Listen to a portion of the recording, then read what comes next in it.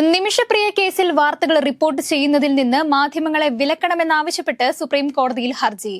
ഇവാഞ്ചലിസ്റ്റും global piece initiative സംഘടനാ സ്ഥാപകനുമായ doctor K.A.. പോളാണ് supreme കോടതിയെ സമീപിച്ചത്. ഈ മാസം 24-നോ 25-നോ നിമിഷപ്രിയയുടെ വധശിക്ഷ നടപ്പാക്കുമെന്നും 3 ദിവസം ഇത് സംബന്ധിച്ച വാർത്ത നൽകുന്നതിൽ നിന്ന് മാധ്യമങ്ങളെ വിലക്കണമെന്നും ആവശ്യപ്പെട്ടാണ് ഹർജി. സാമൂഹ്യ സുരക്ഷാ ക്ഷേമനിധി പെൻഷൻ ഗുണഭോക്താക്കൾക്ക് സർക്കാരിന്റെ ഓണസമ്മാനമായി 2 ഗഡു ക്ഷേമ പെൻഷൻ ലഭിക്കും.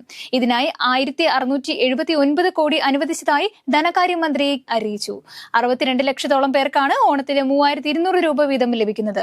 ആഗസ്റ്റിലെ പെൻഷന് പുറമെ 1 ഗഡു കുടിശ്ശിക കൂടിയാണ് അനുവദിച്ചത്. രാഹുൽ മാങ്കൂട്ടത്തിനെതിരെ നടക്കുന്നത് രാഷ്ട്രീയ വേട്ടയാടലാണെന്ന് വി.കെ. ശ്രീകണ്ഠൻ എം.പി. എല്ലാം പുകമറയാണെന്നും ശ്രീകണ്ഠൻ പറഞ്ഞു. രാഹുലിനെ പാലക്കാട് മത്സരിപ്പിച്ച വിഷയത്തിലടക്കം പാലക്കാട് കോൺഗ്രസിൽ അതൃപ്തി പുകയുവാണെന്ന് രാഹുലിനെ പിന്തുണച്ച് വി.കെ. ശ്രീകണ്ഠൻ രംഗത്തെത്തുന്നത്. സംസ്ഥാനത്ത് ഒരാൾക്ക് കൂടി അമീബിക് മസ്തിഷ്ക ജ്വരം സ്ഥിരീകരിച്ചു. കോഴിക്കോട് മെഡിക്കൽ കോളേജിൽ ചികിത്സയിലുള്ള 47-കാരനാണ് രോഗം സ്ഥിരീകരിച്ചത്. മലപ്പുറം ചേലമ്പ്ര സ്വദേശിയായ 47-കാരൻ കഴിഞ്ഞ 20 ദിവസമായി പനി ബാധിച്ചതിനെ തുടർന്ന് മെഡിക്കൽ കോളേജിൽ ചികിത്സയിലായിരുന്നു.